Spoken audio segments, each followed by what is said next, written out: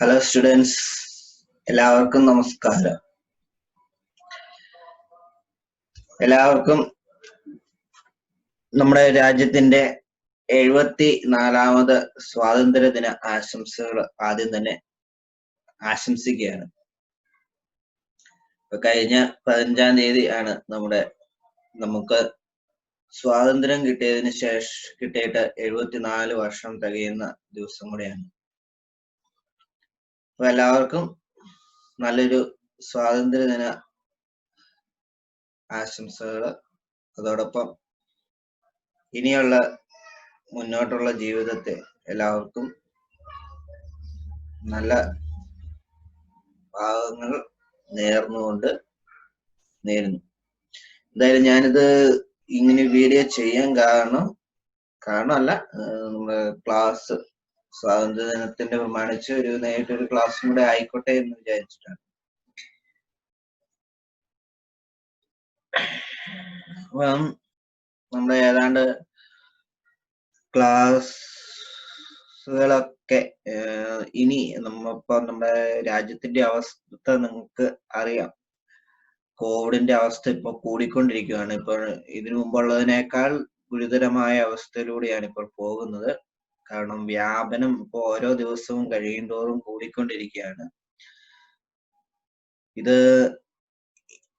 ഈ വ്യാപനത്തിന്റെ തോത് ഇനി കുറയുകയാണ് എങ്കിൽ ഒരുപക്ഷെ വരും ദിവസങ്ങളിൽ നമ്മുടെ ഈ സെപ്റ്റംബർ അവസാനത്തോടുകൂടി നമുക്ക് ക്ലാസ്സുകൾ നമ്മുടെ ITIൽ വെച്ച് തന്നെ ക്ലാസ്സുകൾ നടത്താൻ സ്റ്റാർട്ട് ചെയ്യാൻ പറ്റും എന്നാണ് അറിയാനായിട്ട് സാധിച്ചിരിക്കുന്നത്. പക്ഷെ ഇതിന്റെ കോവിഡിന്റെ വ്യാപനത്തെ കുറിച്ച് ഉള്ളതായിരിക്കും. ഇങ്ങനെ ഈ അവസ്ഥയിൽ തന്നെ മുന്നോട്ട് പോവുകയാണെങ്കിൽ വീണ്ടും ചിലപ്പോൾ നീളാനുള്ള സാധ്യതയുണ്ട്. നീളാൻ സാധ്യതയല്ല, നീളുക തന്നെ ചെയ്യും. കുറയുകയാണെങ്കിൽ എന്തായാലും ക്ലാസ്സുകളൊക്കെ ആരംഭിക്കാനുള്ള സാധ്യതകളുണ്ട്. എന്തായാലും നമുക്കിനി നമ്മുടെ കാര്യത്തിലേക്ക് കടക്കാം. ഇപ്പൊ ഇന്ന് ഞാൻ ഒരു പുതിയ ചാപ്റ്റർ ജസ്റ്റ് ഒന്ന് തുടങ്ങി വെക്കുകയാണ്. ഇതിന്റെ നോട്ടുകൾ കാര്യങ്ങളൊക്കെ നിങ്ങൾക്ക് ഞാനിപ്പം ഡയറക്റ്റ് ക്ലാസ് ആയിട്ട് ഇപ്പം കുറച്ച് തരുന്നത് കുറവാണ്. നമുക്ക് നോട്ടുകളാണ് നിങ്ങൾക്ക് തരുന്നത്. അത് തൽക്കാലം എഴുതി വെക്കും. ഞാൻ നേരത്തെ നിങ്ങളോട് പറഞ്ഞതുപോലെ തന്നെ ഞാൻ തരുന്ന നോട്ടുകൾ നിങ്ങൾ അസൈൻമെന്റ് ഷീറ്റിലേക്ക് എഴുതി വെക്കുക. കാരണം എപ്പോഴാണ് ക്ലാസ്സുകൾ തുറക്കുക എന്ന് പറയാൻ പറ്റില്ല. തുറന്നു കഴിഞ്ഞു കഴിഞ്ഞാൽ മിനിമം ഒരു മാസം അതിനുള്ളിൽ നിങ്ങൾക്ക് ഫസ്റ്റ് ഇയറിന്റെ എക്സാം ഉണ്ടാവും. ഇപ്പൊ ഞങ്ങളോടൊക്കെ ചോദിച്ചിട്ടുണ്ട് എത്രത്തോളം പോർഷൻസ് ഒക്കെ കംപ്ലീറ്റ് ചെയ്തിട്ടുണ്ട് എന്ന് ഞങ്ങളോടൊക്കെ എൻക്വയറി വന്നിട്ടുണ്ട്. അപ്പൊ അതിനനുസരിച്ച് നമുക്കിത് എത്രയും പെട്ടെന്ന് തീർക്കണം. അപ്പൊ അതുകൊണ്ട് തുറന്നു കഴിഞ്ഞാൽ ഉടനെ തന്നെ നിങ്ങളുടെ എക്സാം ഉണ്ടാകുമെന്ന് തന്നെയാണ് വിചാരിക്കുന്നത്. അപ്പോ അതിന്റെ ഫലമായിട്ട് ഏതായാലും തുറന്നു കഴിഞ്ഞു കഴിഞ്ഞാൽ പിന്നെ ഈ പറയുന്ന എഴുത്തും എല്ലാത്തിനും തിരക്കായിരിക്കും. കാരണം ഓൾറെഡി സമയമില്ല. അപ്പൊ അതുകൊണ്ട് ഇപ്പോഴുള്ള സമയം ഞങ്ങൾക്ക് തരുന്ന നോട്ടുകൾ പരമാവധി എഴുതുക. അതുപോലെ തന്നെ ട്രാൻസ്ഫോമറിന്റെ ചാപ്റ്ററിലെ നോട്ട് തരാനായിട്ട് നിങ്ങൾ നോക്കണ്ട. നോക്കാതെ തന്നെ അതിന്റെ ഞാൻ തന്ന വീഡിയോസ്, അതുപോലെ എന്റെ വീഡിയോസും ഉണ്ട്, അതുപോലെ ഞാൻ നിങ്ങൾക്കായിട്ട് തന്നിരിക്കുന്ന മറ്റു വീഡിയോസുകളും ഉണ്ട് മറ്റ് സ്കൂളുകളിൽ നിന്നൊക്കെ. അതിനകത്തൊക്കെ ആ ട്രാൻസ്ഫോമർ എന്ന് പറയുന്ന ചാപ്റ്ററിന്റെ നോട്ടുകളും കൊടുത്തിട്ടുണ്ട്. ആ നോട്ടുകൾ തന്നെ നിങ്ങൾ എഴുതിക്കൊള്ളുക. അത് തന്നെ അസൈൻമെന്റ് പേപ്പറിലേക്ക് എഴുതിക്കൊള്ളുക. അതൊക്കെ തന്നെയാണ് വരുന്നത്. ഇപ്പൊ അതിനകത്ത് കുറച്ച് പോർഷൻസ് മാത്രമാണ് കവർ ചെയ്യാതെ പോയിട്ടുള്ളത്. അത് നമുക്ക് വന്നതിന് ശേഷം, ക്ലാസ് തുറന്നതിന് ശേഷം ഞാൻ എടുത്തു തരാം. ഇപ്പൊ ഇതൊക്കെയാണ് ഇപ്പൊ മെയിൻ ആയിട്ട് നിങ്ങളോട് പറയാനായിട്ടുള്ളത്. നമുക്ക് എന്തായാലും ക്ലാസ്സിലേക്ക് കടക്കാം.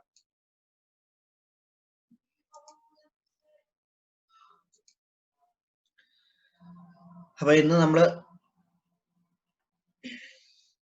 ഇലക്ട്രിക്കൽ വയറിങ് എന്ന് പറയുന്ന ചാപ്റ്റർ, ഇതിന്റെ തന്നെ സെക്ഷൻസ്, ഇതിന്റെ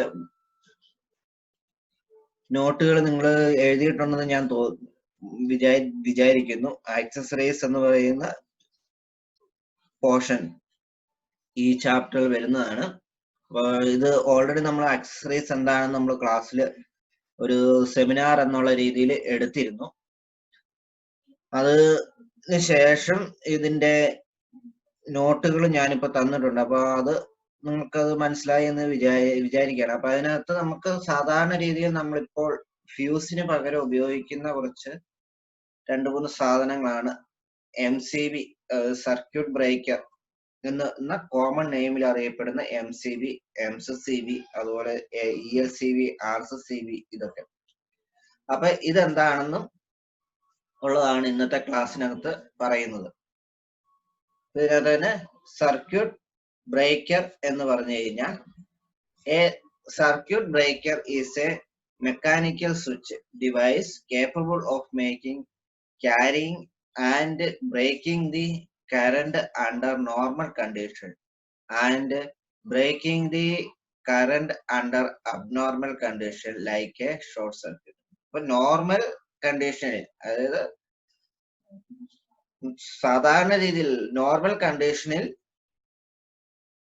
കറണ്ട് ക്യാരിങ് നടത്തുന്ന, കറണ്ട് കണ്ടക്ഷൻ സാധ്യമാക്കുന്ന ഒരു ഉപകരണമാണ് സർക്യൂട്ട് ബ്രേക്കർ.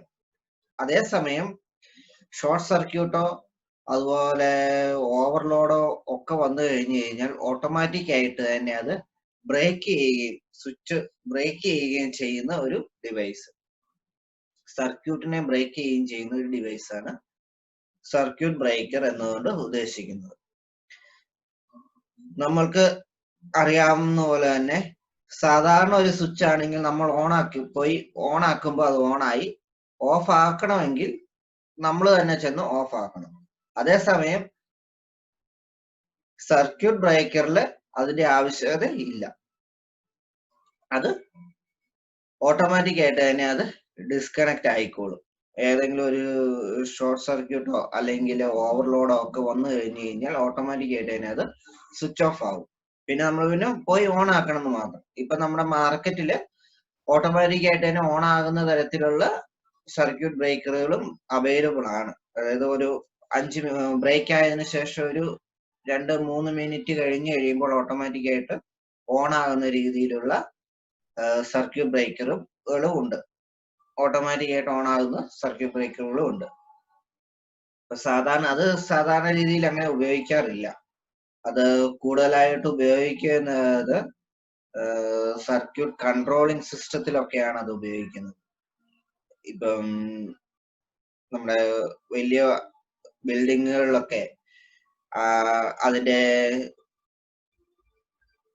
സ്ട്രീറ്റ് ലൈറ്റുകളൊക്കെ ഓൺ ആകാനും ഓഫ് ആക്കാനും ഒക്കെ ആയിട്ട് ഒരു ഈ സംവിധാനം ഉപയോഗിക്കാറുണ്ട്. അതിന്റെ കൂട്ടത്തിൽ ഒരു ഇതും കൂടെ വെച്ച് ലൈറ്റ് സെൻസിങ് സർക്യൂട്ടും കൂടെ കണക്ട് ചെയ്തിട്ട്, അല്ലെങ്കിൽ ഒരു സോളാർ സെൻസറും കൂടെ കണക്ട് ചെയ്തിട്ട്, അല്ലെങ്കിൽ ഒരു ടൈമറും കൂടെ കണക്ട് ചെയ്തുകൊണ്ട് ഇതിങ്ങനെ ഈ രീതിയിലൊക്കെ ഉപയോഗിക്കാറുണ്ട്. പക്ഷെ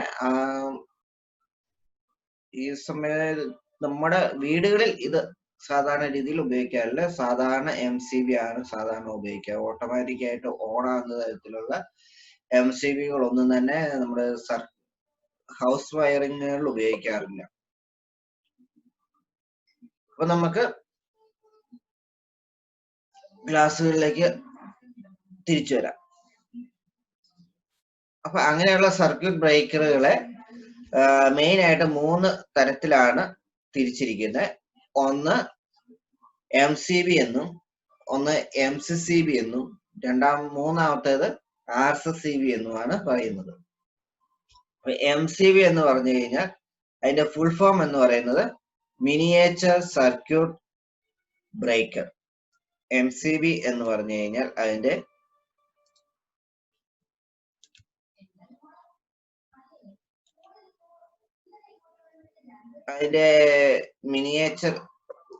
മിനിയേച്ചർ സർക്യൂട്ട് ബ്രേക്കർ എന്നാണ് അതിന്റെ ഫുൾ ഫോം.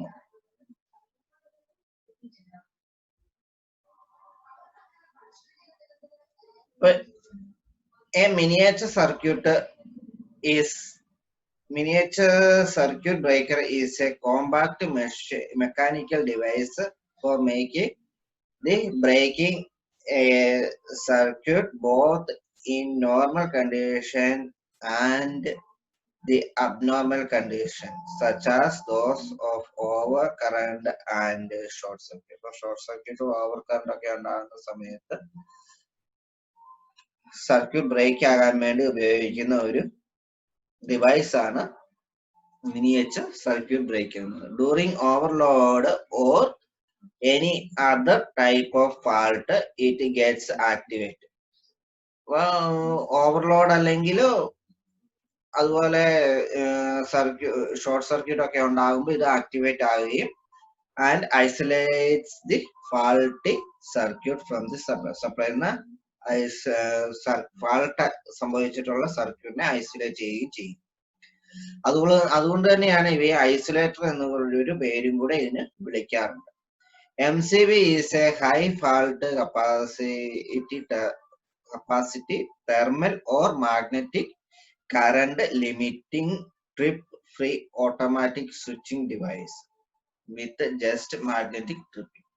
അപ്പോൾ മാഗ്നറ്റിക് ട്രിപ്പിംഗ് എന്ന് പറയുന്ന പ്രിൻസിപ്പിൾ ഉപയോഗിച്ചുകൊണ്ട് അതുപോലെ തന്നെ തെർമൽ കപ്പാസിറ്റി ഉപയോഗിച്ച് അല്ലെങ്കിൽ തെർമൽ കപ്പാസിറ്റി കൊണ്ട് ആക്ടിവേറ്റ് ചെയ്യാൻ പറ്റുന്ന അതുപോലെ തന്നെ മാഗ്നറ്റിക് ഫീൽഡ് കൊണ്ട് ആക്ടിവേറ്റ് ചെയ്യാൻ പറ്റുന്ന ഒരു മെക്കാനിക്കൽ ഡിവൈസ് ആണ് MCB എന്ന് പറയുന്നത്. ഇതാണ് ഒരു MCBയുടെ പിക്ചർ എന്ന് പറയുക.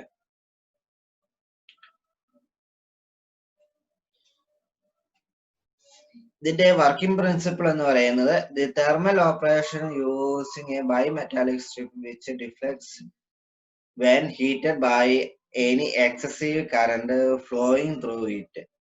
When short circuit fault occurs, the rising current energizes the solenoid operating the plugger to strike the trip level, causing an immediate release of the latch mechanism.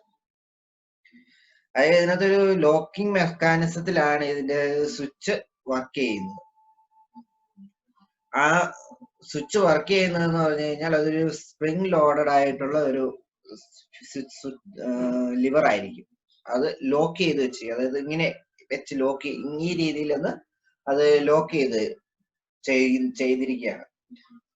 അപ്പൊ അങ്ങനെ lock ചെയ്തിരിക്കുമ്പോൾ ഇതിന്റെ പ്രത്യേകത എന്ന് പറയുന്നത് രണ്ട് രീതിയിലാണ് ഇത് ആക്ടിവേറ്റ് ആകുന്നത്. ഒന്ന് തെർമൽ കണ്ടക്ടിവിറ്റി, ബൈമെറ്റാലിക് സ്ട്രിപ്പ് എന്ന് പറയും. ബൈമെറ്റാലിക് സ്ട്രിപ്പ് എന്ന് പറഞ്ഞാൽ രണ്ട് മെറ്റലുകൾ ഇങ്ങനെ ഒട്ടിച്ചു വെച്ചേക്കുവാണ്, ഒരുപോലെ ഇങ്ങനെ ഒട്ടിച്ചു വെച്ചേക്കും. ഇതിന്റെ പ്രത്യേകത എന്ന് പറഞ്ഞു കഴിഞ്ഞാൽ ഒന്നിന്റെ ടെമ്പറേച്ചർ, അതായത് എക്സ്പാൻഷൻ ടെമ്പറേച്ചർ, രണ്ടാമത്തെ എക്സ്പാൻഷൻ ടെമ്പറേച്ചർ എന്ന് പറയുന്നത് ഡിഫറെന്റ് ആയിരിക്കും. രണ്ട് ഡിഫറെന്റ് എക്സ്പാൻഷൻ ടെമ്പറേച്ചറിലുള്ള രണ്ട് മെറ്റൽ ആണ് ഇങ്ങനെ ഒട്ടിച്ചു വെച്ചേക്കുന്നത്. ഒന്ന് ഒരു 70 ഡിഗ്രി സെൽഷ്യസിൽ ഒരു മെറ്റല് എക്സ്പാൻഡ് ചെയ്യുമെങ്കിൽ രണ്ടാമത്തെ എക്സ്പാൻഡ് ചെയ്യുന്നത് ഒരു 80 ഡിഗ്രി സെൽഷ്യസോ അല്ലെങ്കിൽ ഒരു 90 ഡിഗ്രി സെൽഷ്യസോ ആയിരിക്കും. അപ്പൊ ഇങ്ങനെയാണ് അങ്ങനെയുള്ള രണ്ട് ബൈമെറ്റാലിക് രണ്ട് മെറ്റൽ പീസുകൾ ഇങ്ങനെ ഒട്ടിച്ചു വെച്ചേക്കും. അപ്പൊ ഏതെങ്കിലും രീതിയിൽ ഇതിലൂടെ കടന്നു പോകുന്ന കറണ്ട്, എക്സസീവ് കറണ്ട്, അതായത് അധികം കറണ്ട് കടന്നു പോകുമ്പോൾ എന്ത് ചെയ്യും? സർക്യൂട്ട് ഹീറ്റ് ആവും, നമുക്കറിയാലോ. അപ്പൊ അങ്ങനെ ഹീറ്റ് ആകുമ്പോൾ ഈ ബൈമെറ്റാലിക്കും ഹീറ്റ് ആവും. ബൈമെറ്റാലിക് ഹീറ്റ് ആകുമ്പോൾ ഇതില് ഒരു മെറ്റൽ പീസ് ആയിരിക്കും ആദ്യം ഹീറ്റ് ആകുക. കാരണം അതായത് ഒരു 70 ഡിഗ്രി ആകുമ്പോഴത്തേക്കും, ഞാൻ നേരത്തെ പറഞ്ഞല്ലോ ഒരെണ്ണത്തിന് 80 ഡിഗ്രി, ഒരെണ്ണത്തിന് 70 ഡിഗ്രി ആണെന്ന് വിചാരിക്കാം. അപ്പൊ ഒരെണ്ണത്തിന് 70 ഡിഗ്രി ആകുമ്പോൾ ഇത് എന്ത് ചെയ്യും? ഈ ഒരു മെറ്റൽ ഇങ്ങനെ എക്സ്പാൻഡ് ചെയ്യും. എക്സ്പാൻഡ് ചെയ്യാൻ നോക്കുമ്പോൾ ഇത് രണ്ടും കൂടെ ഒട്ടിയാണ് ഇരിക്കുന്നത്, രണ്ട് പീസും കൂടെ ഒട്ടിയാണ് ഇരിക്കുന്നത്. അപ്പൊ ഇതിന് മുകളിലേക്ക് പൊങ്ങാനായിട്ട് പറ്റിയില്ല. അപ്പൊ എന്ത് ചെയ്യും? ഇതിങ്ങനെ വളയാൻ തുടങ്ങി. അപ്പൊ ഇപ്പുറത്തെ ഞാൻ ഈ വലത് കൈ ഒരു 80 ഡിഗ്രിയിൽ ഇത് ചെയ്യുന്ന എക്സ്പാൻഡ് ചെയ്യുന്ന മെറ്റൽ ആണെങ്കിൽ ഇടത് കൈ എന്ന് പറയുന്നത് 70 ഡിഗ്രി എക്സ്പാൻഡ് ചെയ്യുന്ന മെറ്റലാണെന്ന് ചെയ്യും. ഇപ്പൊ 70 ഡിഗ്രി സെൽഷ്യസ് ആയി കഴിഞ്ഞ് കഴിയും, ചൂടായി കഴിഞ്ഞാൽ എന്ത് ചെയ്യും? ഇതിങ്ങനെ ഇത് എന്റെ ഇടത് കൈയിൽ ആയിട്ടുള്ള ഈ ലെഫ്റ്റ് സൈഡിലുള്ള മെറ്റൽ എന്ത് ചെയ്യും, എക്സ്പാൻഡ് ചെയ്യും. അപ്പൊ ഇതിങ്ങനെ ഒട്ടിച്ച് രണ്ടും കൂടെ ഒട്ടിച്ച് വെച്ചേക്കുന്നതുകൊണ്ട് വലത്ത് വശത്തുള്ള മെറ്റൽ എക്സ്പാൻഡ് ചെയ്യില്ല, അത് അങ്ങനെ തന്നെ നിൽക്കും. അപ്പൊ ഇത് എക്സ്പാൻഡ് ചെയ്യും, നേരെ എക്സ്പാൻഡ് ചെയ്യാൻ നോക്കുമ്പോൾ ഇത് അതിനെ പ്രിവെന്റ് ചെയ്യും. അപ്പൊ പിന്നെ എന്താ ഇതിന് മാർഗമുള്ളൂ, ഇതിങ്ങനെ എക്സ്പാൻഡ് ചെയ്യും. ഇത് ലെഫ്റ്റ് സൈഡിൽ എക്സ്പാൻഡ് ചെയ്യുന്നതിനനുസരിച്ച് ഇത് ഇങ്ങനെ വലത്തോട്ട് ചെരിഞ്ഞോണ്ടിരിക്കും. മനസ്സിലായില്ലേ? അപ്പൊ അങ്ങനെ എക്സ്പാൻഡ് ചെയ്യുമ്പോ എന്ത് ചെയ്യും, ഇതിങ്ങനെ ബെൻഡ് ചെയ്യും. ബെൻഡ് ആകുമ്പോൾ ഒന്നെങ്കിൽ ഈ സൈഡില് ഓൾറെഡി ഇത് കോണ്ടാക്റ്റുമായിട്ട് കണക്റ്റഡ് ആയിരിക്കും. അപ്പൊ ലെഫ്റ്റ് സൈഡിൽ കോണ്ടാക്റ്റുമായിട്ട് കണക്ട് ചെയ്തിരിക്കുകയാണെങ്കിൽ ഇത് എക്സ്പാൻഡ് ചെയ്യുമ്പോൾ എന്ത് ചെയ്യും, ഇത് ഇങ്ങോട്ടായില്ല, അപ്പൊ കോണ്ടാക്ട് ഡിസ്കണക്ട് ആയി. ഇതാണ് ബൈ മെറ്റാലിക് രീതിയിൽ പ്രവർത്തിക്കുക. അതായത് ഇങ്ങനെ എക്സ്പാൻഡ് ചെയ്യുമ്പോൾ ഇത് ശരിക്കും പറഞ്ഞു കഴിഞ്ഞാൽ ഒരു ഇലക്ട്രിക് ഫീൽഡിനെ, ഒരു മാഗ്നറ്റിക് ഫീൽഡിനെ ആക്ടിവേറ്റ് ചെയ്യുകയാണ്. നമുക്കറിയാം, നമ്മൾ ചെന്ന് ഓൺ ആക്കി കഴിഞ്ഞ് ഓഫായി അന്ന് തന്നെ പോയി പൊക്കുമ്പോൾ ഇത് ഓൺ ആയി വരുന്നുണ്ട് അല്ലെ. ഇപ്പൊ ഇത് പ്രത്യേകത എന്ന് പറഞ്ഞു കഴിഞ്ഞാൽ ഇതിങ്ങനെ എക്സ്പാൻഡ് ചെയ്തു, സർക്യൂട്ട് ബ്രേക്ക് ആയി, അല്ലെങ്കിൽ സർക്യൂട്ട് ആക്ടിവേറ്റ് ആവും. ഒന്നുകിൽ ആക്ടിവേറ്റ് ആവുമോ അല്ലെങ്കിൽ ഒന്നുകിൽ ഒരു ഇലക്ട്രോ മാഗ്നറ്റിക് സർക്യൂട്ട് ഫെയിൽ ആവുകയോ ചെയ്യും. അപ്പൊ അങ്ങനെ വരുമ്പം ഇതിനെ ലിവർ, ഇതിന്റെ ഞാൻ നേരത്തെ പറഞ്ഞു ഇങ്ങനെ ഒരു വേണമെങ്കിൽ ഇതൊരു കൊളുത്താണ്. ഈ കൊളുത്തിലാണ് ഇങ്ങനെ ഒരു ഇത് വെച്ചിട്ട് ഇതിങ്ങനെ കൊളുത്തി പിടിപ്പിച്ചേക്കുവാണ്. അപ്പൊ ഇങ്ങനെ ഒരു കേസ് വരും, ഇങ്ങനെ ഒരു ഇത് വരുമ്പം താഴെയുള്ള മാഗ്നറ്റിക് ഫീൽഡ് ആക്റ്റീവ് ആകും. എന്റെ ഈ വലത്തെ കൈ നേരെ ഇരിക്കുന്നതല്ലേ, ഇതിന്റെ അടിവശത്ത് ഈ ഭാഗം ഒരു മാഗ്നറ്റിക് ഫീൽഡ് ആണെന്ന് വിചാരിക്കുക. ഇതെന്ത് ചെയ്യും, ആക്റ്റീവ് ആകുമ്പോ എന്ത് ചെയ്യും, ഈ മെറ്റലിനെ എന്ത് ചെയ്യും, താഴേക്ക് വലിക്കും. ഇതിങ്ങനെയല്ലേ ഇരിക്കുന്നത്. ഇതിങ്ങനെ വരുമ്പോ ഇങ്ങനെ താഴേക്ക് വന്നു കഴിഞ്ഞപ്പോ എന്തായി, ഇവിടെ ഉണ്ടായി ലോക്ക് റിലീസായി. ലോക്ക് റിലീസ് ആകുമ്പോൾ എന്ത് ചെയ്യും, ഇത് ഓട്ടോമാറ്റിക് ആയിട്ട് സ്പ്രിങ്ങിന്റെ സഹായത്തോടെ ഇങ്ങനെ പുറകോട്ടങ്ങ് ഇതാവും. ആ സമയത്ത് അതാണ് എന്ത് ചെയ്യുന്നത്, ഈ സാധനം ട്രിപ്പ് ആകുന്നത്. MCBയുടെ ആ ഇത് ട്രിപ്പായി താഴേക്ക് വീഴുന്നതിന് കാരണം അതാണ്. അപ്പൊ ഇതിനകത്ത്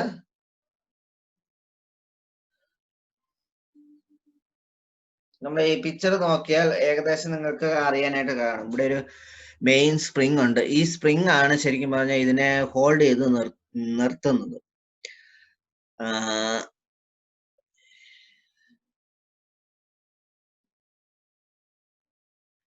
ഇവിടെയാണ് ബൈമെറ്റാലിക് സ്ട്രിപ്പ് വരുന്നത്. ഈ കാണുന്നതാണ് ബൈമെറ്റാലിക് സ്ട്രിപ്പ്. ഇപ്പൊ ഷോർട്ട് സർക്യൂട്ട് പ്രൊട്ടക്ഷൻ ഒക്കെ ഇതാണ് വരുന്നത്. താഴെ വരുന്ന ഇതാണ് solenoid for short circuit protection. ഇപ്പൊ ഇവിടെ ഇതിനകത്തൊരു ഇതുണ്ട്, അതുപോലെ ട്രിപ്പ് ലിവർ. ഇതാണ് ട്രിപ്പ് ലിവർ എന്ന് പറയുന്നത്.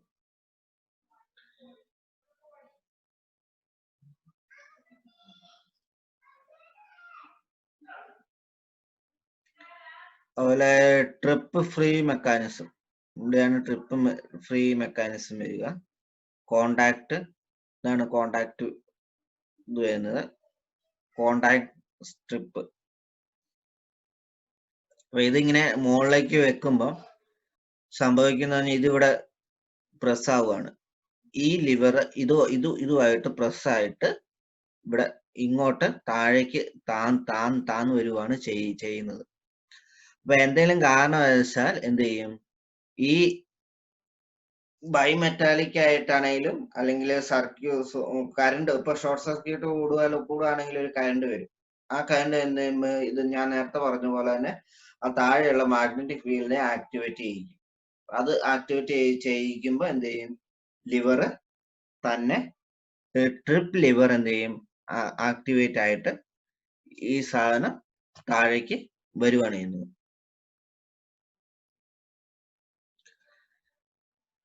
അപ്പൊ അതാണ് ശരിക്കും ഇതിന്റെ വർക്കിംഗ് പ്രിൻസിപ്പിൾ എന്ന് പറയുക. അപ്പൊ ഇനി ഇതിന്റെ നമുക്ക് normally operation 1.25 times more than its rated current. Rated കറണ്ടിനേക്കാളും ഏകദേശം ഒരു 5.25 ടൈംസ് മോർ ആയിരിക്കും അതിലൂടെ കടന്നു പോകാൻ സാധിക്കുന്ന കറണ്ട് എന്ന് കറണ്ട് അല്ല, അതിന്റെ ട്രിപ്പിംഗ് കറണ്ട് എന്ന് പറയുന്നത്.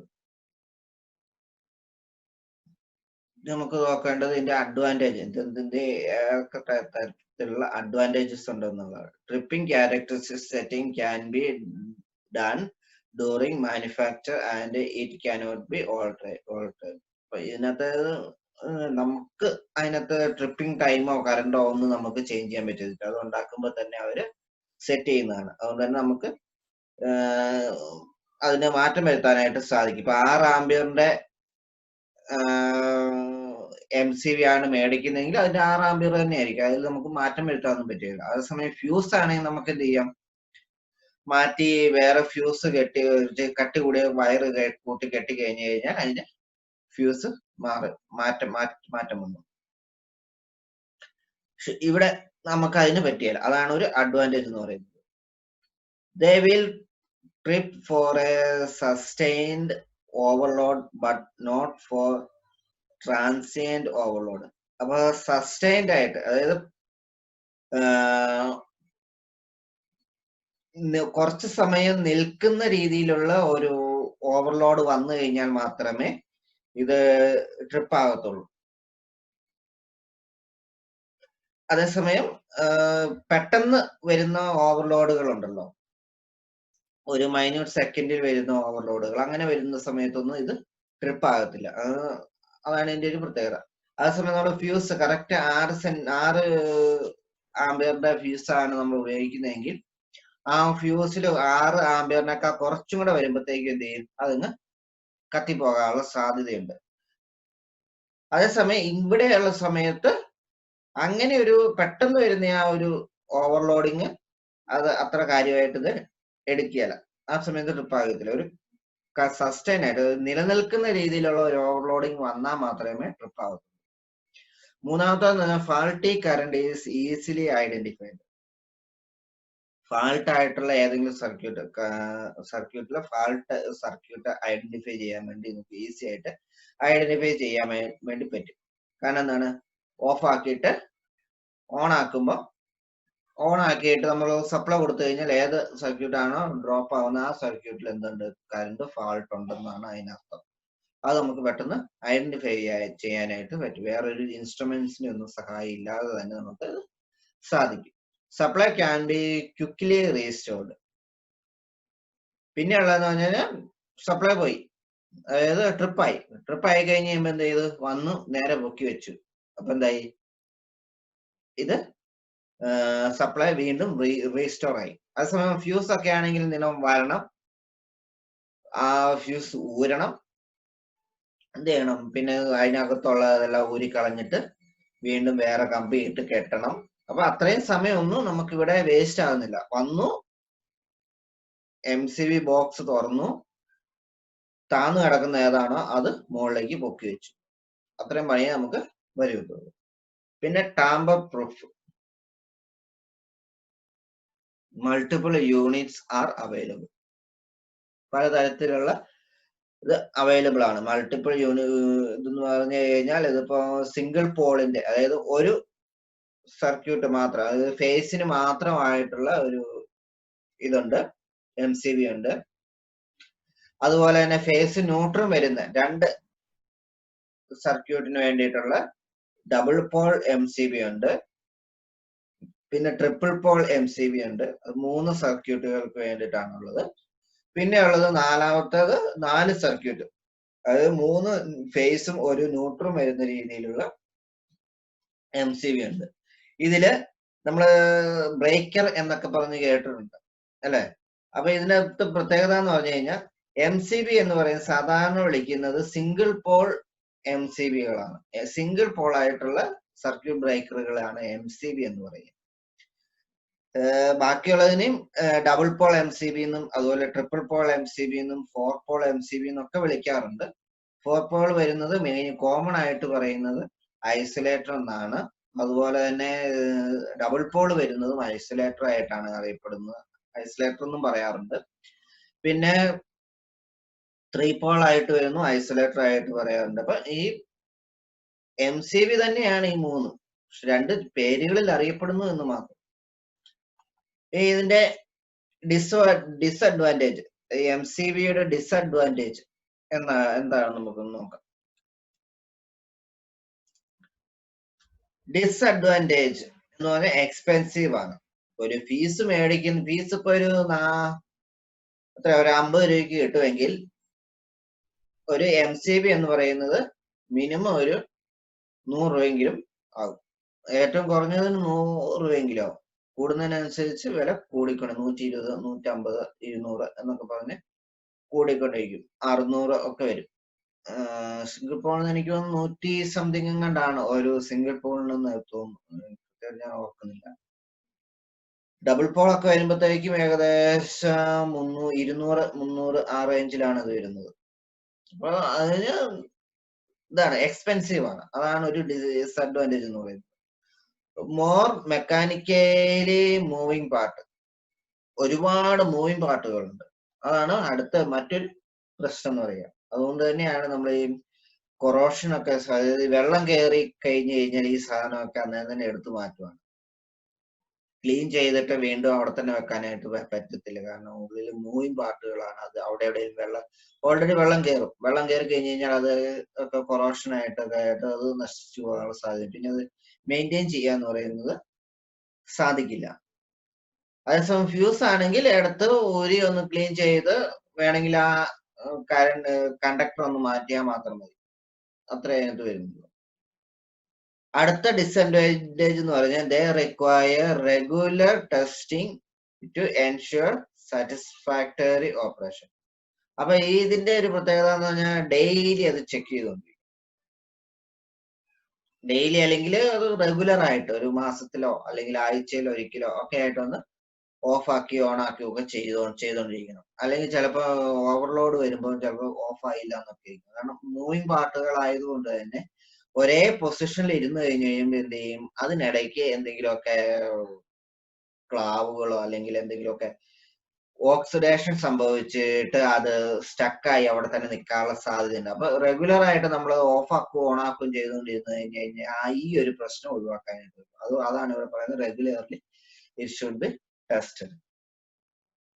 നാലാമത്തെ ഡിസ്അഡ്വാൻറ്റേജ് എന്ന് പറയുന്നത് their characteristics are affected by the ambient temperature.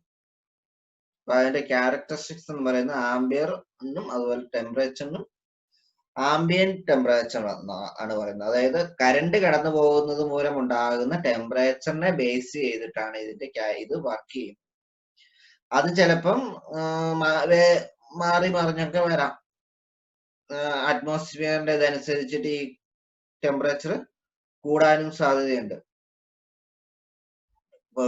കുറഞ്ഞ കറണ്ടിൽ തന്നെ ചിലപ്പോൾ കൂടുതൽ കറണ്ട് കടന്നു പോകാൻ, അല്ല കറണ്ട് കടന്നു പോകുന്നില്ല, പക്ഷെ അറ്റ്മോസ്ഫിയർ ചേഞ്ചസ് വരുന്നതിനനുസരിച്ച് ചിലപ്പോൾ ടെമ്പറേച്ചർ ഇൻക്രീസ് ചെയ്യാനും സാധ്യതയുണ്ട്. അപ്പൊ അങ്ങനെയുള്ളതൊക്കെ വരുമ്പോൾ ചിലപ്പോൾ ഇതാകാതെയും വരാം. അതുപോലെ തന്നെ നേരെ തിരിച്ചും വരാം. കൂടുതൽ തണുപ്പ് ഉള്ള സ്ഥലങ്ങളിലാണെങ്കിൽ കറണ്ട് കടന്നു പോകും, പക്ഷെ അതിന്റെ ടെമ്പറേച്ചർ പെട്ടെന്ന് റിലീസ് ആകുന്നതുകൊണ്ട്, കാരണം സർഫേസ് മുഴുവനും തണുത്തിരിക്കുക, അപ്പൊ ഉള്ളിലുള്ള കൂടുതൽ കറണ്ട് പോകുന്നതിന് മൂലമുണ്ടാകുന്ന ടെമ്പറേച്ചർ എന്ത് ചെയ്യും, പുറത്തെ ഇതുമായിട്ട് അറ്റ്മോസ്ഫിയറുമായിട്ടുള്ള ടെമ്പറേച്ചറിൽ വരുന്ന വേരിയേഷൻ കൊണ്ട് ഉള്ളിലെ ഈ ട്രിപ്പിംഗ് ആക്ടിവിറ്റി ചിലപ്പോൾ നടക്കണമെന്നില്ല. അങ്ങനെ ഒരു പ്രശ്നമുണ്ട്. അതൊരു ഡിസ്അഡ്വാൻറ്റേജ് ആയിട്ടാണ് എടുക്കുന്നത്.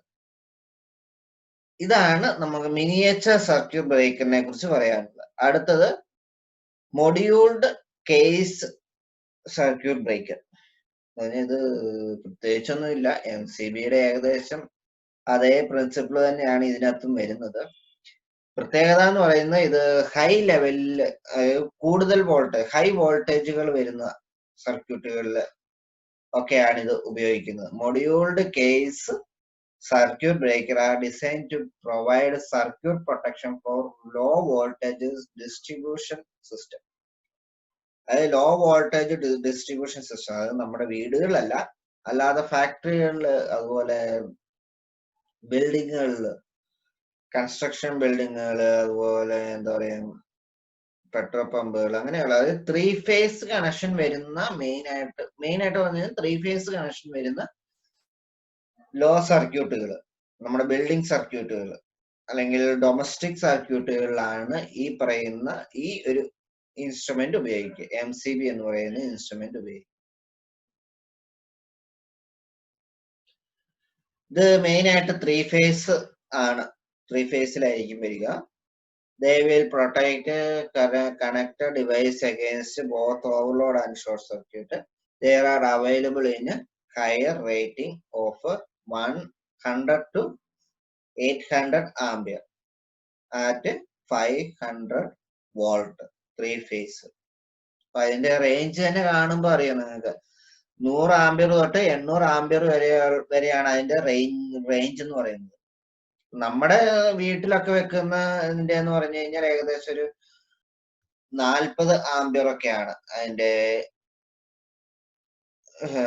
ഇതെന്ന് പറയാം, അതിന്റെ റേറ്റിംഗ് എന്ന് പറയുന്നത്. MCB ഒക്കെ 40 അല്ലെ 30 ഇതൊക്കെയാണ്, ആംബിയർ ഒക്കെയാണ് അതിന്റെ. MCB വരുമ്പോ ആംബിയർ വ്യത്യാസം വരും. 6 ആംബിയറിന്റെ ഉണ്ട്, 20 ആംബിയറിന്റെ ഉണ്ട്, അതാണ്. അതേസമയം മൊഡ്യൂൾലെസ് കേസ് ബ്രേക്കർ ശരിക്കും പറഞ്ഞ ഇതാണ് MCBയുടെ ഒരു ഇതല്ല, നമുക്ക് പറയാൻ പറ്റിയല്ല. ELCBയുടെ അല്ലെങ്കിൽ RCCBയുടെ ഒരു ഹൈ റേഞ്ച് റേറ്റിംഗിലുള്ള ഒരു ഡിവൈസ് എന്ന് വേണേൽ പറയാം. ELCB അല്ലെങ്കിൽ RCCBയുടെ മെത്തേഡിൽ വർക്ക് ചെയ്യുന്ന ഒരു ഡിവൈസ് ആണിത്. ഇതിന്റെ റേറ്റിംഗ് കൂടുതലാണെന്ന് മാത്രം. 100 മുതൽ 800 ആംബിയർ വരെയാണ് അതിന്റെ റേറ്റിംഗ് വരുന്നത്. അതുപോലെ തന്നെ ഇതൊരു 3 ഫേസ് ആയിരിക്കും, 3 ഫേസ് ഡിവൈസ് ആണ്. അതൊക്കെയാണ് ഇതിനകത്ത് മെയിൻ ആയിട്ട് വരുന്ന കാര്യങ്ങൾ. പിന്നെ അഡ്വാൻറ്റേജ് ഓഫ് MCCB. അഡ്വാൻറ്റേജ് എന്ന് പറഞ്ഞു കഴിഞ്ഞാൽ MCCB occurs much less space in compared to fuse switch unit. Fuse switch യൂണിറ്റിനെ കമ്പയർ ചെയ്യുമ്പോൾ MCCB എന്ന് പറഞ്ഞു കഴിഞ്ഞാൽ കുറച്ച് സ്പേസ് മതി. പക്ഷെ ഒരു RCCB വെച്ച് കമ്പയർ ചെയ്യുകയാണെങ്കിൽ അതിന്റെ 4 ഇരട്ടി വലിപ്പം ഉണ്ടെന്ന് മാത്രം. MCCBs provide equal amount of protection against high faulty switch gear having HRC fuse. അപ്പൊ HRC fuse കൊടുക്കുന്ന അതേ പ്രൊട്ടക്ഷൻ തന്നെയാണ് നമ്മുടെ MCCB കൊടുക്കുന്നത്. അതുകൊണ്ട് തന്നെ HRC ഫ്യൂസിന്റെ ഒക്കെ സ്ഥാനത്ത് ഈ പറയുന്ന MCCB കണക്ട് ചെയ്യാം എന്നാണ് അതിനർത്ഥം. ഡിസ്അഡ്വാൻറ്റേജ് എന്ന് പറയുന്നത് MCCBs are much costlier. അതിന്റെ വില എന്ന് പറയുന്നത് നല്ല റേറ്റ് ഉള്ള വില, ഏകദേശം ഒരു 5000 തൊട്ട് മുകളിലേക്കാണ് അതിന്റെ റേറ്റിംഗ് വരിക. 5000, 6000 ആ റേഞ്ചിലാണ് അതിന്റെ റേറ്റിംഗ് വരുന്നത്. അപ്പൊ അത് നല്ലൊരു കോസ്റ്റാണ്. ലീക്ക് പ്രൂഫ് സിറ്റുവേഷൻ റിക്വയർഡ്, അതാണ് മറ്റൊരു പ്രശ്നം. കാരണം ഇത് ഉള്ളിൽ വെക്കുന്ന സംഭവം ആയതുകൊണ്ട് തന്നെ വാട്ടർ പ്രൂഫ് അല്ല. അതുകൊണ്ട് തന്നെ എന്ത് ചെയ്യണം, ആദ്യം തന്നെ നമ്മൾ വെക്കുന്ന സ്ഥലം വാട്ടർ പ്രൂഫ് ആയിട്ട്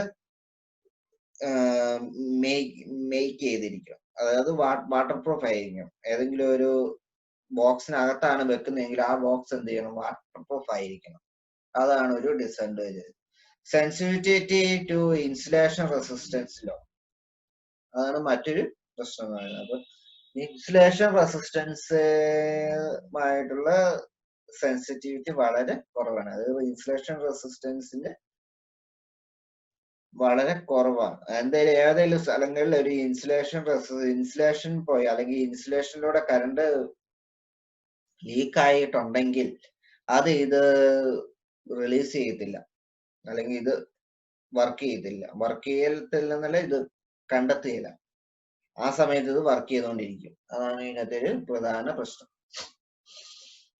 അടുത്ത ഇതാണ് നമ്മുടെ മെയിൻ ആയിട്ടുള്ള, അതായത് സർക്യൂട്ട് ബ്രേക്കറുകളിൽ മെയിൻ ആയിട്ടുള്ള ഒരു സംഭവം earth leakage circuit breaker. Earth leakage circuit breaker. Earth leakage circuit breaker ELCB നമ്മുടെ വീടുകളിൽ അതുപോലെ തന്നെ ഓഫീസുകളിലും ഒക്കെ മെയിൻ ആയിട്ട് ഉപയോഗിക്കുന്ന ഒരു ബ്രേക്കറാണ്. ഇപ്പം മറ്റ് MCCBയും ELCBയും ഒന്നും ഇല്ലെങ്കിൽ പോലും, അല്ലെങ്കിൽ MCCB വെച്ചില്ലെങ്കിൽ പകരം MCCBക്ക് പകരം ഫ്യൂസ് സിസ്റ്റം ആണ് വെച്ചേക്കുന്നതെങ്കിലും അവിടെയാണെങ്കിൽ നമുക്ക് ELCB എന്ന് പറയുന്ന ഒരു സംഭവം വെക്കുവാണെങ്കിൽ അത് ഏറ്റവും അത് വേണം. ഇപ്പം എനിക്ക് തോന്നുന്നു KSCB അത് നിർബന്ധമായി പറയുന്നുണ്ട്, ELCB എല്ലായിടത്തും വേണമെന്ന് അവർ നിർബന്ധമായിട്ട് പറയുന്നുണ്ട്.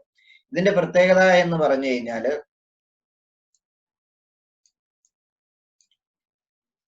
Earth leakage circuit breaker ELCB, അതിന്റെ മറ്റൊരു പേരാണ് RCCB എന്ന് പറയുന്നത്.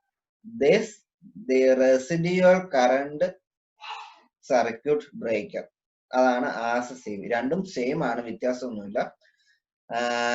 ELCB അത് വ്യത്യാസം എന്താണെന്ന് നമുക്ക് കുറച്ച് കഴിയുമ്പോൾ പറയാം. ആദ്യം തന്നെ അതിന്റെ ഒരു വർക്കിംഗ് ഇതിലേക്ക് നമുക്കൊന്ന് പോയി നോക്കാം. അപ്പൊ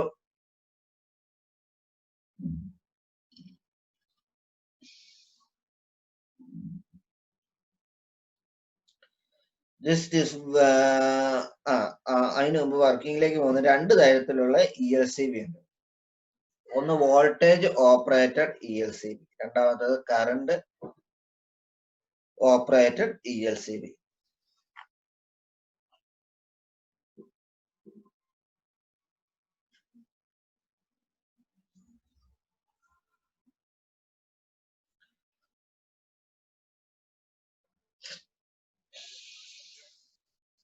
ഇപ്പം വോൾട്ടേജ് ഓപ്പറേറ്റഡ് ELCB എന്നും കറണ്ട് ഓപ്പറേറ്റഡ് ELCB എന്നും പറയാറുണ്ട്. രണ്ടും RCCB എന്നും പറയാറുണ്ട്, അതുപോലെ തന്നെ ELCB എന്നും പറയാറുണ്ട്. രണ്ട് രീതിയിൽ ഇത് പറയാറുണ്ട്. നോർമലി സിംഗിൾ പോൾ ELCBകളെയാണ് ELCB എന്ന് പറയുന്നത്. 3 പോൾ അല്ലെങ്കിൽ 4 പോൾ വന്നു കഴിഞ്ഞാൽ RCCB ആണ്. അത് RCB ആണ്. 3 ഫേസ് വെക്കും സാധാരണ RCCB എന്നാണ് പറയുന്നത്. അതാണ് മെയിൻ ആയിട്ട് ഇപ്പൊ രണ്ട് രീതിയിൽ പറയുന്നുണ്ടെങ്കിൽ രണ്ട് രീതിയിൽ ഉപയോഗിക്കുന്നത്. ഇതിന്റെ പ്രത്യേകത എന്ന് പറഞ്ഞു കഴിഞ്ഞാൽ ഒന്ന് voltage operator ELCB. This device is used for making and breaking a circuit. It automatically trip or break the circuit when the potential difference between the protected metal work on the installation and the general mass of excess exceeds 24 volt. അതായത് വോൾട്ടേജിനെ base ചെയ്തുകൊണ്ടാണ് ഇത് work ചെയ്യുക. Voltage കൂടുതൽ വന്നു കഴിഞ്ഞു കഴിഞ്ഞാൽ automatic ആയിട്ട് തന്നെ ട്രിപ്പ് ആകുന്ന രീതിയിലുള്ള ഒരു ഡിവൈസ് ആണ് വോൾട്ടേജ് ഓപ്പറേറ്റഡ് ELCB എന്ന് പറയുന്നത്. കറണ്ട് ഓപ്പറേറ്റഡ് ELCB അതാണ് നമ്മൾ നോക്കുന്നത്. അതിന്റെയാണ് ഇവിടെ ഒരു പിക്ചർ കൊടുത്തിരിക്കുന്നത്. ഇത് എന്ന് പറഞ്ഞു കഴിഞ്ഞാൽ ഒരു സോളിനോയിഡ് ആണ്, ഒരു മാഗ്നറ്റിക് ഒരു എന്താ കോപ്പർ അയൺ കോർ ആണിത്. റൗണ്ടിൽ ഒരു അയൺ കോർ ഉണ്ട്. ഇവിടെ നിങ്ങൾക്ക് മൂന്ന് വൈൻഡിങ്ങുകൾ കാണാം. ചിലതിനകത്ത് 4 ഉണ്ട്. നമ്മുടെ ടെക്സ്റ്റിൽ എനിക്ക് തോന്നുന്നു 4 തോന്നുന്നു.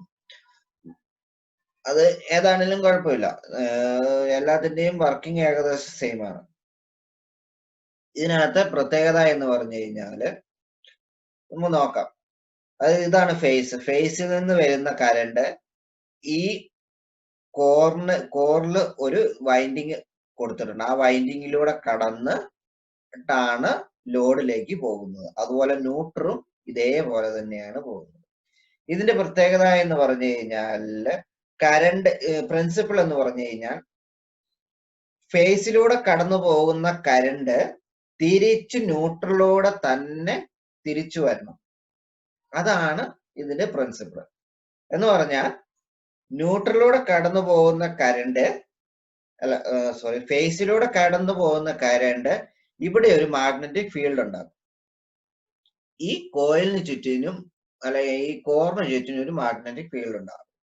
അതേ കറണ്ട് തിരിച്ച് നമ്മുടെ ഇതിലൂടെ കടന്നു വരുമ്പോൾ, അതായത് ന്യൂട്രലിലൂടെ കടന്നു വരുമ്പോൾ ആ കറണ്ട് എന്ത് ചെയ്യും, ഇവിടെ ഒരു മാഗ്നറ്റിക് ഫീൽഡ് ഉണ്ടാകും. പക്ഷെ ഇതിന്റെ രണ്ടിന്റെയും കറണ്ടിന്റെ ദിശ രണ്ടും ഓപ്പോസിറ്റ് ഡയറക്ഷനിലായതുകൊണ്ട് എന്ത് ചെയ്യും, ആ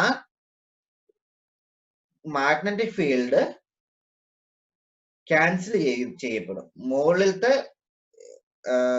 ഫേസിലൂടെ വരുന്ന കറണ്ട് മൂലം ഉണ്ടാകുന്ന മാഗ്നറ്റിക് ഫീൽഡ് എന്ത് ചെയ്യും, ന്യൂട്രലിലൂടെ കടന്നു പോകുന്ന കറണ്ടിന്റെ സാന്നിധ്യം കൊണ്ടുണ്ടാകുന്ന മാഗ്നറ്റിക് ഫീൽഡ് ഉപയോഗിച്ചത് ന്യൂട്രലൈസ് ചെയ്യും. അപ്പൊ നോർമലി നമുക്ക് ഇവിടെ പറഞ്ഞു കഴിഞ്ഞാൽ ഇവിടെ ഒരു മാഗ്നറ്റിക് ഫീൽഡ് ഇല്ല എന്ന് വേണമെങ്കിൽ പറയാം. റിസൾട്ട് എന്ന് പറയുന്നത് ഇവിടെ ഒരു മാഗ്നറ്റിക് ഫീൽഡ് ഉണ്ടാകുന്നില്ല. അതാണ് അതിന്റെ ശരിക്കുള്ള റിസൾട്ട് എന്ന് പറയുന്നത്. ഇതാണ് ബാലൻസ്ഡ് കണ്ടീഷൻ. ഒരു നോർമൽ കണ്ടീഷനിൽ ഇതാണ് സംഭവിക്കുന്നത്. ഏതെങ്കിലും ഒരു കാരണവശാൽ ആരെങ്കിലും ഏതെങ്കിലും രീതിയിൽ ഒരു എർത്തുമായിട്ട് കോണ്ടാക്ട് വരികയും ഷോർട്ട് സർക്യൂട്ട് ഉണ്ടാവുകയും ചെയ്തു കഴിഞ്ഞാൽ സംഭവിക്കാന്ന് പറഞ്ഞാൽ ഇതിൽ ഒരു കറണ്ട് കടന്നു പോകും. പക്ഷെ അതേ കറണ്ട് എന്ത് ചെയ്യില്ല, ഈ ന്യൂട്രലിലൂടെ കടന്നു വരത്തില്ല. അപ്പൊ എന്ത് ചെയ്യും, ന്യൂട്രലിലൂടെ കടന്നു വരുന്ന കറണ്ടിന്റെ കുറവ് മൂലം ഇവിടെ ഒരു മാഗ്നറ്റിക് ഫീൽഡ് സ്ഥിതി ചെയ്യും. ആ മാഗ്നറ്റിക് ഫീൽഡ് മൂലം എന്ത് ചെയ്യും, ഈ മൂന്നാമത്തെ സർക്യൂട്ടിൽ ഒരു കറണ്ട് ഉണ്ടാവും. ആ കറണ്ട് കണക്ട് ചെയ്തിരിക്കുന്നത് ഇവിടെ ഒരു ലിവറുമായിട്ടാണ് കണക്ട് ചെയ്തിരിക്കുന്നത്. ആ ലിവറിന് ചുറ്റിനും ഒരു കോയിലുണ്ട്. ആ കോയിലിലേക്ക് ഇത് ചെല്ലുമ്പോൾ ഈ കറണ്ട് ആ കോയിലൂടെ കടന്നു പോകുമ്പോൾ എന്ത് ചെയ്യും, ഇവിടെ ഒരു മാഗ്നറ്റിക് ഫീൽഡ് ഉണ്ടാകും. ഈ മാഗ്നറ്റിക് ഫീൽഡ് ഉണ്ടാകുന്ന സമയത്ത് എന്ത് ചെയ്യും, ഈ ലിവർ ആക്റ്റീവ് ആകും, വർക്ക് ചെയ്യും. ആ സമയത്ത് എന്ത് ചെയ്യും, സംഭവം ട്രിപ്പ് ആവുകയും ചെയ്യും, ഡിസ്കണക്ട് ആവും. ഇതാണ് കറണ്ട് ഓപ്പറേറ്റഡ് ELCVയുടെ പ്രത്യേകത.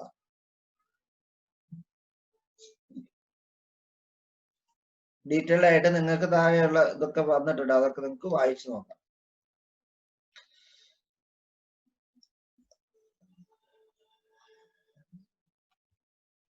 ഇതാണ് ELCV എന്നതുകൊണ്ട് ഉദ്ദേശിക്കുന്നത്. പിന്നെ ഫ്യൂസ് എന്താണെന്ന് നമ്മളിവിടെ ഓൾറെഡി നമ്മൾ എനിക്ക് തോന്നുന്നു പറഞ്ഞിട്ടുണ്ടെന്ന് തോന്നുന്നു. Fuse is a safety device used for the purpose for protecting a circuit against excessive current. Excessive current വന്നു കഴിയുമ്പോൾ ഡിവൈസിനെ പ്രൊട്ടക്ട് ചെയ്യാൻ വേണ്ടിയിട്ട് ഉപയോഗിക്കുന്ന ഒരു ഡിവൈസ് ആണ് ഫ്യൂസ് എന്ന് പറയുന്നത്. ഫ്യൂസ് അറിയാലോ. അപ്പൊ അതിന്റെ രണ്ട് തരത്തിലുള്ള ഫ്യൂസുകളാണ് ഉള്ളത്. ഒന്ന് റീവയറബിൾ ഫ്യൂസ്, രണ്ടാമത്തേത് കാർട്രേജ് ഫ്യൂസുകൾ. ഈ കാണുന്നതാണ് റീവയറബിൾ ഫ്യൂസ് എന്ന് പറയുന്നത്. നമ്മുടെ സാധാരണ രീതി നമ്മൾ കാണുന്ന ഫ്യൂസ്, അതിന് HRC ഫ്യൂസ് എന്നും കൂടെ പറയാറുണ്ട്. അപ്പൊ ഈ ഫ്യൂസിനകത്ത് ഇതാണ് അതിന്റെ ഫ്യൂസിന്റെ ബേസ് എന്ന് പറയുന്നത്. ഇത് ക്യാരിയർ ആണ്. ഇവിടെയാണ് നമ്മള് കോപ്പർ വയർ അല്ലെങ്കിൽ ഫ്യൂസ് വയർ കണക്ട് ചെയ്യുന്നത്. അപ്പൊ ഇതിന്റെ അഡ്വാൻറ്റേജ് ആയിട്ട് കൃത്യമായിട്ടൊന്നും പറയുന്നില്ല, പക്ഷെ ഡിസഡ്വാൻറ്റേജ് നമുക്ക് കുറച്ച് ഡിസഡ്വാൻറ്റേജ് ഉണ്ട്. Deterioration of the fuse element by oxidation due to heat. അപ്പൊ കണ്ടിന്യൂസ് ആയിട്ട് ഹീറ്റ് ആകുന്നതിന്റെ ഫലമായിട്ട് ഓക്സിഡേഷൻ സംഭവിക്കാം. അതുപോലെ ഡിറ്റീരിയേഷൻ, അതായത് നശിച്ചു പോകാനുള്ള സാധ്യതയുണ്ട്. അപ്പൊ അതിനനുസരിച്ച് ഇപ്പൊ കണക്ട് ചെയ്ത സമയത്തുണ്ടായിരുന്ന ലോഡ് തന്നെ ഫുൾ ടൈം കിട്ടണമെന്നില്ല. കുറച്ച് കഴിഞ്ഞ് കഴിയുമ്പോൾ ആ ലോഡ് കുറഞ്ഞിട്ട് കടന്നു പോകുന്ന ലോഡിന്റെ കപ്പാസിറ്റി കുറയാനുള്ള സാധ്യതയുണ്ട്. അപ്പൊ അത് കുറഞ്ഞിട്ട് കൂടുതൽ കറണ്ട് പോകുമ്പോൾ അത് കത്തിപ്പോകാനുള്ള സാധ്യത. അത് ഇടയ്ക്കിടയ്ക്ക് കത്തിപ്പോകും എന്നർത്ഥം. Lack of discrimination. Lack of discrimination എന്ന് പറഞ്ഞു കഴിഞ്ഞാൽ ഇപ്പൊ നമ്മളിപ്പോ വീട്ടിൽ കണക്ട് ചെയ്തു, ഇടയ്ക്കിടയ്ക്ക് കറണ്ട് പോയിക്കൊണ്ടിരിക്കുക. അപ്പൊ നമ്മൾ എന്ത് ചെയ്യും, ഇനി ഏതായാലും അത്ര പെട്ടെന്ന് കറണ്ട് പോകണ്ട എന്ന് പറഞ്ഞിട്ട് നേരത്തെ ഒരു കമ്പി ഇട്ടാണ് കെട്ടിയിരുന്നെങ്കിൽ നമ്മൾ 2-3 കമ്പി ഇട്ട് കെട്ടും. അപ്പൊ എന്താ സംഭവിക്കുക, കുറച്ച് കൂടുതൽ കറണ്ട് വന്നാല് ഫ്യൂസ് പോവുകയില്ല, പക്ഷെ നമ്മുടെ ഇൻസ്ട്രുമെന്റ്സ് പോകാനുള്ള സാധ്യതയുണ്ട്.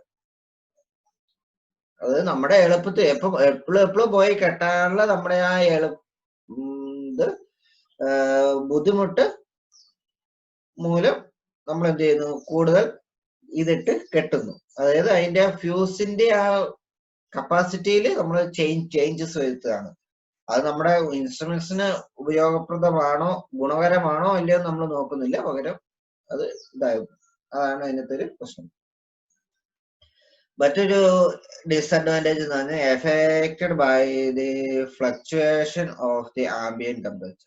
അപ്പൊ ആംബിയൻ ടെമ്പറേച്ചർ മൂലം ആംബിയൻ ടെമ്പറേച്ചർ വരുന്ന ഫ്ലക്ച്വേഷൻ മൂലം ഇതിന്റെ എഫിഷ്യൻസിയിൽ മാറ്റം വരാനുള്ള സാധ്യതയുണ്ട്. Premature failure due to deterioration under normal load. അതാണ് അത് നേരത്തെ പറഞ്ഞ ആ ഒരു ഇതുമായിട്ട് നമുക്ക് കണക്ട് ചെയ്ത് പറയാനായിട്ട് സാധിക്കും. അതായത് കുറെ ഓക്സിഡേഷൻ ഒക്കെ സംഭവിച്ചു കഴിയുമ്പോൾ അതിന്റെ ആ കപ്പാസിറ്റി കുറഞ്ഞു വരുമ്പോ എന്ത് ചെയ്യും, ആ ശരിക്കുള്ള വാല്യൂവിലേക്കാൾ കുറഞ്ഞ ലോഡ് വരുമ്പോഴത്തേക്കും എന്ത് ചെയ്യും, ഇത് ബ്രേക്ക് ആവും. Low speed operation, poor cut, low fault, അത് അത്രേ ഉള്ളൂ. ESCV MCV ഒക്കെ ആണെങ്കിൽ ജസ്റ്റ് ഒന്ന് ടച്ച് ചെയ്ത്, അതായത് എനിക്ക് 100ൽ 1 സെക്കൻഡ് മാത്രമാണ് ഇത് കട്ടാകാനായിട്ട് എടുക്കുന്നുള്ളൂ. ഒരു സെക്കൻഡിൽ 100ൽ 1 ഭാഗം മാത്രം, ഒരു അംശം മാത്രം സമയമാണ് ഈ ട്രിപ്പ് ആകാൻ എടുക്കുന്ന സമയം. അതായത് ഏതെങ്കിലും കാരണവശാൽ നമ്മൾ ടച്ച് ചെയ്ത് ഓൺ സ്പോട്ടിൽ എന്തായി അവിടെ ഇത് ഇതായി നമ്മുടെ ശരീരത്തിലൂടെ കടക്കാൻ തുടങ്ങുമ്പോഴത്തേക്കും എന്ത് ചെയ്യും, ESCV ഒക്കെ ട്രിപ്പ് ആകും. അതേസമയം നമ്മുടെ ഫ്യൂസ് ആണെങ്കിൽ കുറച്ചും കൂടെ കൂടുതൽ സമയം എടുക്കും. അത് ഹീറ്റായി എന്നിട്ട് വേണം അത് ബേൺ ചെയ്യാനായിട്ട്. ഇപ്പോൾ കൂടുതൽ സമയം എടുക്കും. അത്രയും സമയം നമ്മുടെ ശരീരത്തിലൂടെ കറണ്ട് കടന്നു പോവുകയും ചെയ്യും. അതാണ് ഇത് കൊണ്ടുള്ള ഒരു ഡിസഡ്വാൻറ്റേജ്, മെയിൻ ആയിട്ടുള്ള ഡിസഡ്വാൻറ്റേജ് എന്ന് വേണമെങ്കിൽ നമുക്ക് പറയാം. ബാക്കിയൊക്കെ നമുക്ക് മാറ്റിവെക്കാം. ബാക്കിയൊക്കെ അത്ര എഫക്റ്റീവ്, അത്ര പ്രശ്നമായിട്ട് നമുക്ക് കാണാൻ വേണ്ടി പറ്റത്തില്ല. പക്ഷെ ഈ ഒരു കാരണം എന്ന് പറഞ്ഞാൽ ലോ സ്പീഡ് ഓപ്പറേഷൻ എന്ന് പറഞ്ഞു കഴിഞ്ഞാൽ നമ്മള് ഏതെങ്കിലും കാരണവശാൽ ഷോക്ക് അടിച്ചാൽ അല്ലെങ്കിൽ ഷോർട്ട് സർക്യൂട്ട് ഉണ്ടായാൽ അത് തന്നെ പ്രിവെന്റ് ചെയ്യാന്നുള്ളതാണ് നമ്മുടെ ഈ വ്യൂസ് കൊണ്ട് ഉദ്ദേശിക്കുന്നത്. അപ്പൊ ഈ ഒരു കണ്ടീഷനിൽ പെട്ടെന്നുള്ള ആ ഫ്യൂസ് കട്ടാവുന്ന ഒരു ഇത് ഇവിടെ നമുക്ക് കാണാൻ വേണ്ടി പറ്റില്ല. അതിന് കുറച്ച് സമയം എടുക്കും. ആ എലമെന്റ് നമ്മൾ കൊടുത്തിരിക്കുന്ന കണ്ടക്ടർ ചൂടായി അത് ഉരുകി കട്ടാകണം. അത്ര എടുക്കുന്ന സമയം, അത് അത്രയും സമയം കൊണ്ട് ഇപ്പൊ ഒരു മനുഷ്യന്റെ ശരീരത്തിലേക്കിലൂടെയാണ് കടന്നു പോകുന്നതെങ്കിൽ അത്രയും സമയം 1 സെക്കൻഡോ അല്ലെങ്കിൽ 1 മിനിറ്റ് ഒക്കെ എടുക്കുമെങ്കിൽ അത്രയും സമയം എന്ത് ചെയ്യും, അയാളുടെ ശരീരത്തിൽ കൂടെയാണ് കറണ്ട് കടന്നു പോകുക. അതാണ് ഒരു ഡിസഡ്വാൻറ്റേജ് എന്ന് പറയുന്നത്. External flash or arc on blowing, ഇതാണ് മറ്റൊരു ഇത്. ചില സമയത്ത് നിങ്ങൾ കണ്ടിട്ടുണ്ടാവും, നോക്കിയിരിക്കുമ്പോ പെട്ടെന്ന് ഫ്യൂസ് അടക്കം പൊട്ടിത്തെറിക്കുന്നു, ഒരു ഇത് പൊട്ടിത്തെറിക്കുന്നതൊക്കെ നിങ്ങൾക്ക് കണ്ടിട്ടുണ്ടാവും. അതാണ് ഇവിടെ പറയുന്നത് external flash or arc on blowing. അപ്പൊ ആ ഉള്ളില് കണ്ടക്ടർ പൊട്ടിത്തെറിക്കുന്നതാണ്. കണ്ടക്ടറിലൂടെ കടന്നു പോകുന്ന ടെമ്പറേച്ചർ കൂടിയിട്ട് കറണ്ടിന്റെ അളവ് കൂടുന്നതിനനുസരിച്ച് പെട്ടെന്ന് ഇതാവും. അപ്പൊ അത്രയധികം ചൂട് അതിനകത്ത് വന്നു കഴിഞ്ഞ് കഴിയുമ്പോ എന്ത് ചെയ്യും, ആ ചുറ്റുമുള്ള എയറും കൂടെ അങ്ങ് എക്സ്പ്ലോഡ് ചെയ്യുകയാണ്. അതാണ് ആ ഫ്യൂസ് പൊട്ടിത്തെറിക്കാനുള്ള കാരണം. നമുക്കറിയാം എക്സ്പ്ലോഷൻ ഉണ്ടാകുന്നത് എങ്ങനെയാണ്, ഒരു സ്ഥലത്ത് എക്സസീവ് ആയിട്ടുള്ള ഹീറ്റ് പെട്ടെന്ന് റിലീസ് ചെയ്യുകയാണ്. ആ പെട്ടെന്ന് റിലീസ് ചെയ്യുമ്പോൾ എന്ത് ചെയ്യും, ചുറ്റുമുള്ള എയറും കൂടെ അങ്ങ് എയർ ചൂടായിട്ട് അതും കൂടെ എന്ത് ചെയ്യുവാണ്, എക്സ്പ്ലോസ് ചെയ്യുവാണ്, അതും കൂടെ അങ്ങ് പെട്ടെന്ന് അങ്ങ് പുറത്തേക്ക് മാറുവാണ്. അതാണ് ഇതിനകത്തെ ഇതെന്ന് പറയുന്നത്. അതുപോലെ പുവർ റപ്ചറിങ് കപ്പാസിറ്റി, അത് പിന്നെ wrong rating possible by human error. അത് മറ്റൊരു ഇതാണ്. അതായത് നമുക്ക് ഹ്യൂമൻ എറർ, നമ്മൾക്ക് ഞാൻ നേരത്തെ പറഞ്ഞ പോലെ പെട്ടെന്ന് പോകുമ്പോൾ നമ്മൾ എന്ത് ചെയ്യും, ഒന്ന് വേറെ ഒരു കമ്പി ഇട്ട് അല്ലെങ്കിൽ ഇച്ചിരി വലിയ കമ്പി ഇട്ട് കെട്ടാന്ന് പറഞ്ഞ് നമ്മൾ പോയി കെട്ടി. അങ്ങനെ അതിന്റെ ആ കറക്റ്റ് റേറ്റിങ്ങിനെ നമ്മൾ തെറ്റിക്കുവാണ് ചെയ്യുന്നത്. അല്ലെങ്കിൽ ശരിക്കും പറഞ്ഞു കഴിഞ്ഞാൽ ഫ്യൂസ് ഒക്കെ കെട്ടേണ്ടത് ഫ്യൂസ് വയർ എന്ന് പറയുന്ന കമ്പി ഉപയോഗിച്ചിട്ടാണ്. പക്ഷെ നമ്മൾ ഉപയോഗിക്കുന്ന എന്താണ്, ഒരു കോപ്പർ വയർ എടുത്തിട്ട് കെട്ടും.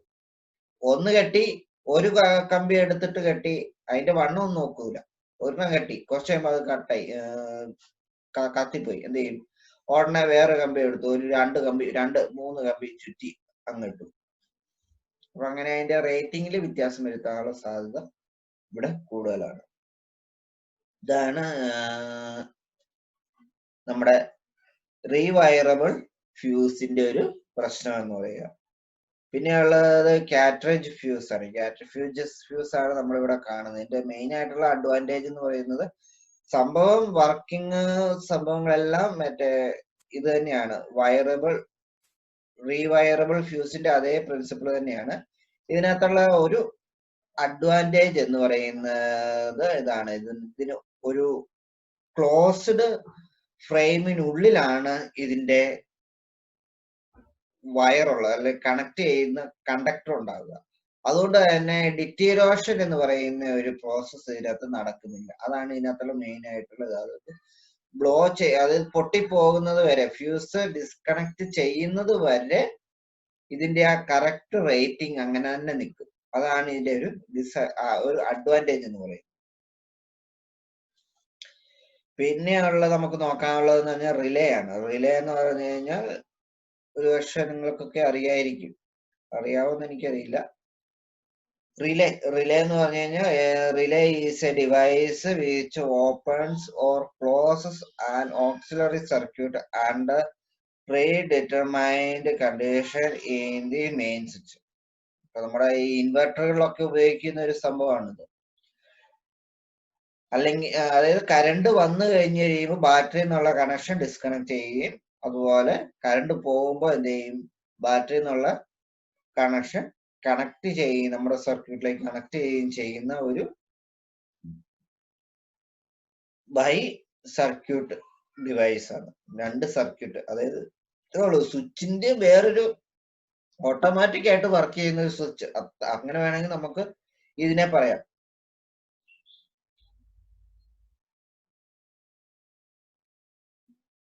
ഇതാണ് റിലേ എന്ന് പറയുന്നത് ഉദ്ദേശിക്കുന്നത്.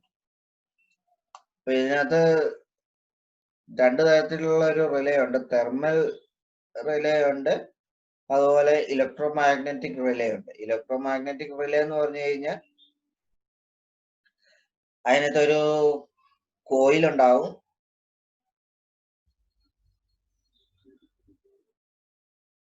ഇതാണ് അതിന്റെ ഇത്. ഇപ്പൊ ഈ കോയിലൂടെ കറണ്ട് കടന്നു, ആദ്യം ഇതിലൂടെ കടത്തി വിടും കറണ്ട്. ഇതിന്റെ മറുവശത്ത് വേറൊരു സർക്യൂട്ടും ഉണ്ടാവും. അപ്പൊ ഇത് ഇങ്ങനെയാണ് വർക്ക് ചെയ്യുക. ഇതിപ്പം